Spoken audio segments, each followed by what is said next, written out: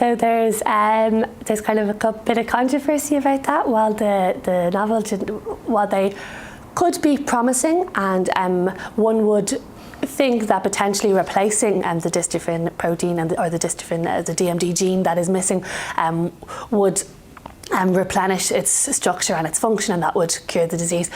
But individuals who don't have DMD, and especially people who suffer from a complete dystrophin loss, some people who suffer from DMD still have the shorter length isoforms, but some people who have DMD don't have any isoforms. So by introducing the DMD gene for a genetic approach can really ramp up the immune response to it, and that has been seen in a number of trials, I believe.